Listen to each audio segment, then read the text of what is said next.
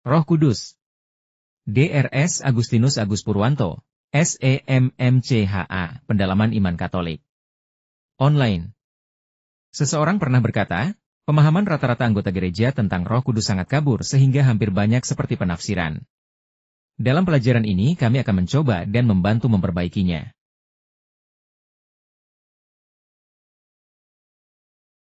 Tinjauan. Kepribadian dan keilahian Roh Kudus. Roh Kudus dalam penciptaan, wahyu dan perjanjian lama. Pekerjaan roh sebelum pertobatan. Karya pertobatan roh. Pekerjaan roh pasca pertobatan, pengudusan. Karunia rohani.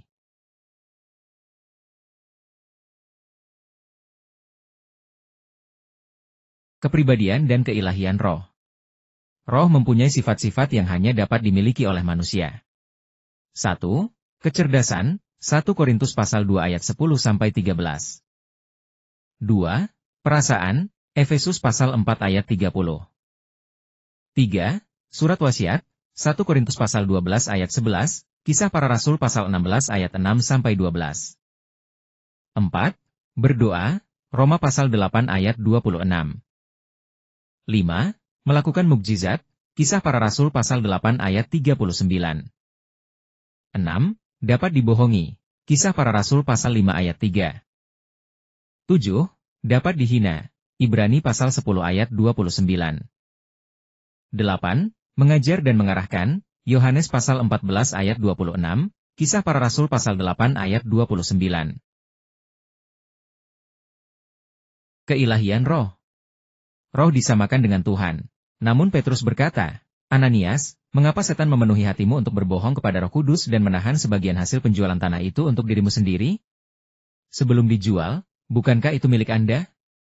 Dan ketika sudah terjual, apakah uangnya tidak Anda miliki? Bagaimana Anda memikirkan perbuatan ini di dalam hati Anda? Kamu tidak berbohong kepada manusia, tetapi kepada Tuhan.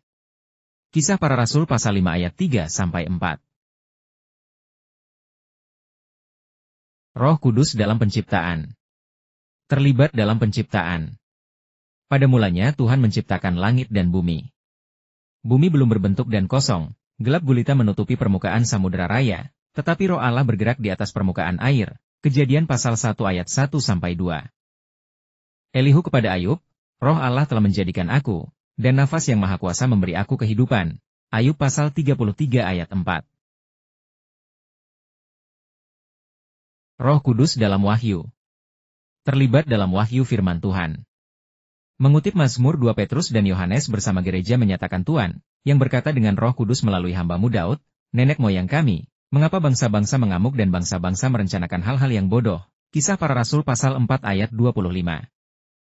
Mengutip Mazmur 95 penulis Ibrani menyatakan, oleh karena itu, sebagaimana dikatakan Roh Kudus, semoga hari ini Anda mau mendengarkan ketika dia berbicara. Ibrani pasal 3 ayat 7. Roh Kudus dalam perjanjian lama. Diisi individu sementara untuk berbagai macam pelayanan. Di zaman perjanjian baru, berdiamnya roh adalah suatu tindakan yang permanen. Kemudian roh Allah menyerbu Saul 14 dan dia bernubuat di antara mereka. 1 Samuel pasal 10 ayat 9. Sekarang roh Tuhan telah meninggalkan Saul, dan roh jahat dari Tuhan menyiksanya. 1 Samuel pasal 16 ayat 14. Saat Daud berdoa setelah dosanya dengan Batsheba di Mazmur 51. Jangan tolak aku. Jangan ambil Roh Kudus-Mu dariku. Ia tidak ingin kejadian yang menimpa Saul menimpanya. Pekerjaan prapertobatan Roh Kudus. Menyadarkan dosa dan kebenaran. Dan dia, penolong Roh Kudus, ketika dia datang, akan menginsafkan dunia mengenai dosa dan kebenaran dan penghakiman, mengenai dosa, karena mereka tidak percaya kepadaku, dan mengenai kebenaran, karena aku pergi kepada Bapa dan kamu tidak lagi melihat aku, dan mengenai penghakiman, karena penguasa dunia ini telah dihakimi. Yohanes pasal 16 ayat 8-10. Pekerjaan pertobatan Roh Kudus. Regenerasi. Dia, Allah, menyelamatkan kita bukan melalui perbuatan kebenaran yang telah kita lakukan, tetapi berdasarkan belas kasihan-Nya, melalui permandian kelahiran baru dan pembaharuan oleh Roh Kudus. Titus pasal 3 ayat 5. Kata Petrus kepada mereka, Bertobatlah dan hendaklah kamu masing-masing memberi dirimu dibaptis dalam nama Yesus Kristus untuk pengampunan dosamu, maka kamu akan menerima karunia Roh Kudus. Pekerjaan pertobatan Roh Kudus. Baptisan ke dalam tubuh Kristus. Sebab dalam satu roh kita semua telah dibaptis menjadi satu tubuh. Baik orang Yahudi, maupun orang Yunani, baik budak, maupun orang merdeka, kita semua diberi minum dari satu roh. 1 Korintus pasal 12 ayat 13. Pekerjaan pertobatan Roh Kudus. Tinggal di dalam. Tidak tahukah kamu, bahwa kamu adalah bait Allah dan Roh Allah diam di dalam kamu? 1 Korintus pasal 3 ayat 16. Tetapi kamu tidak hidup dalam daging, melainkan dalam roh, jika memang Roh Allah diam di dalam kamu. Jadi jika seseorang tidak mempunyai Roh Kristus, maka orang tersebut bukan miliknya. Roma pasal 8 ayat 9. Pekerjaan pertobatan Roh Kudus. Pemateraian. Dan ketika kamu mendengar firman kebenaran, Injil keselamatanmu, ketika kamu percaya kepada Kristus, kamu telah ditandai dengan meterai Roh Kudus yang dijanjikan, yang merupakan uang muka warisan kita, sampai penebusan milik Allah sendiri. Untuk memuji kemuliaannya, Efesus pasal 1 ayat 13-14. Pekerjaan pertobatan Roh Kudus. Hadiah. Sekarang ada karunia yang berbeda, tetapi roh yang sama. Kepada setiap orang manifestasi roh diberikan demi kepentingan semua orang. 1 Korintus pasal 12 ayat 4 dan ayat 7. Karunia rohani. Daftar hadiah muncul di Roma pasal 12, 1 Korintus pasal 12 dan Efesus pasal 4. Roma pasal 12, nubuatan, pelayanan, pengajaran, nasihat, kontribusi, kepemimpinan, dan belas kasihan. 1 Korintus pasal 12, rasul, nabi, guru, mukjizat, karunia penyembuhan, pertolongan, karunia kepemimpinan, berbagai macam bahasa, pesan hikmat, pesan pengetahuan, iman, membedakan roh, menafsirkan bahasa roh. Efesus pasal 4, rasul, nabi, penginjil, pendeta dan guru. Karunia rohani. Pokok-pokok kejelasan dan kesepakatan, 1 Korintus pasal 12. Setiap orang Kristen memiliki setidaknya satu karunia rohani. Roh Kudus memutuskan karunia apa yang dia berikan. Tidak semua orang mempunyai karunia yang sama. Hadiah harus digunakan untuk kepentingan semua orang, fokus lainnya. Pemberian harus dilakukan dengan kasih, 1 Korintus pasal 13. Karunia rohani. Poin-poin perbedaan dan perselisihan, 1 Korintus pasal 12. Apakah Tuhan memberikan semua karunia saat ini? Misalnya karunia kerasulan, karunia bahasa nubuat, atau karunia kesembuhan? Tidak ada pernyataan yang jelas bahwa beberapa karunia telah berhenti, tetapi kita juga harus membandingkan kitab suci dengan klaim tersebut. Kriteria rasul pada gereja mula-mula adalah orang tersebut melihat Yesus yang bangkit. Kisah para Rasul pasal 1 ayat 22, 1 Korintus pasal 9 ayat 1. Karunia rohani. Semua orang percaya bahwa Tuhan dapat memberikan hadiah apapun kapan saja, tetapi apakah Dia memberikan hadiah penyataan atau tanda tangan saat ini? Disinilah kita perlu membandingkan secara dekat dengan kitab suci. Juga bagi sebagian besar kaum Injili, bahkan jika seseorang tidak berpegang pada semua karunia yang berfungsi saat ini, hal ini tidak menutup kemungkinan bahwa Tuhan akan melakukan mukjizat secara langsung seperti penyembuhan sebagai jawaban atas doa. Yakobus pasal 5 ayat 13-18. Pekerjaan Roh Kudus pasca pertobatan. Isian. Meskipun baptisan Roh Kudus terjadi satu kali pada saat pertobatan, kepenuhan roh dapat terjadi berkali-kali setelah pertobatan dan hal ini diperintahkan.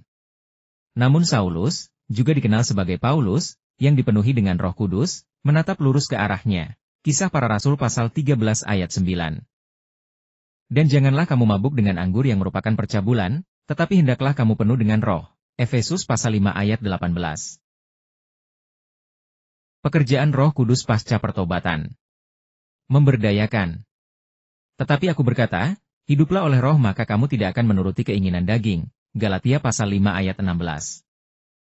Namun buah roh adalah kasih, sukacita, damai sejahtera, kesabaran, kebaikan hati, kebaikan, kesetiaan, pasal 5 ayat 23 kelembutan hati, dan pengendalian diri. Galatia pasal 5 ayat 22-23. Pekerjaan Roh Kudus pasca pertobatan. Membimbing.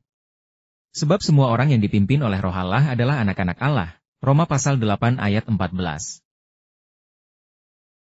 Simbol Roh Kudus. Merpati, setelah Yesus dibaptis, ketika ia keluar dari air, terbukalah langit dan ia melihat Roh Allah turun seperti burung merpati dan turun ke atasnya. Matius pasal 3 ayat 16. Disimpulkan adalah 1. Keindahan, 2. Kelembutan, 3. Kedamaian dan 4. Datangnya merpati. Walford, Roh Kudus, 19. Simbol Roh Kudus. Api, ketika hari Pentakosta telah tiba. Lidah-lidah yang menjulur seperti api muncul di hadapan mereka dan hinggap pada mereka masing-masing. Semuanya dipenuhi dengan Roh Kudus. Kisah Para Rasul pasal 2 ayat 1-4. Jangan padamkan roh. Tesalonika pasal 5 ayat 19. Simbol Roh Kudus. Angin, tiba-tiba terdengar suara seperti tiupan angin kencang dari surga dan memenuhi seluruh rumah tempat mereka duduk. Kisah Para Rasul pasal 2 ayat 4. Angin menandakan kemana saja ia mau, dan engkau mendengar bunyi yang dihasilkannya, namun engkau tidak mengetahui mana datangnya dan kemana perginya. Demikian pula halnya dengan setiap orang yang dilahirkan dari roh. Yohanes pasal 3 ayat 8. Simbol Roh Kudus. Air, pada hari terakhir perayaan itu, hari yang terbesar, Yesus berdiri dan berseru, "Barang siapa haus, baiklah ia datang kepadaku, dan biarlah orang yang percaya kepadaku minum." Seperti yang dikatakan dalam kitab suci, dari dalam dia akan mengalirkan sungai-sungai air hidup. Inilah yang dikatakannya tentang roh yang akan diterima oleh mereka yang percaya kepadanya, sebab roh itu belum diberikan, sebab Yesus belum dimuliakan. Yohanes pasal 7 ayat 37-39. Agustinus tentang Roh Kudus. Anda mungkin juga mencoba mendengar tanpa telinga atau bernapas tanpa suara, sama seperti mencoba menjalani kehidupan Kristen tanpa roh Tuhan di dalam hati Anda. Pertanyaan diskusi. Bagaimana tanggapan Anda secara alkitabiah terhadap seseorang yang mengatakan bahwa Roh Kudus hanyalah kekuatan yang tidak bersifat pribadi seperti kilat? Dalam Mazmur 51, Daud berdoa kepada Tuhan agar tidak mengambil Roh Kudus darinya. Mengapa dia berdoa demikian? Bisakah Tuhan mengambil Roh Kudusnya dari kita saat ini? Apakah Tuhan berkomunikasi kepada kita melalui Roh Kudusnya selain dari Alkitab? Jika ya, bagaimana dan bagaimana kita bisa yakin apa pesannya? Bagaimana seharusnya Roh Kudus yang berdiam di dalam diri kita mempengaruhi kehidupan kita sehari-hari? Pertanyaan diskusi. Dapatkah orang-orang melakukan mukjizat pada zaman sekarang dengan cara yang sama seperti yang dilakukan para rasul pada abad pertama? Bagaimana Anda memutuskan apakah karunia rohani digunakan dengan cara yang otentik atau tidak? Pernahkah suatu hadiah diklaim ketika Anda berpikir ada sesuatu yang tidak alkitabiah mengenai hadiah tersebut?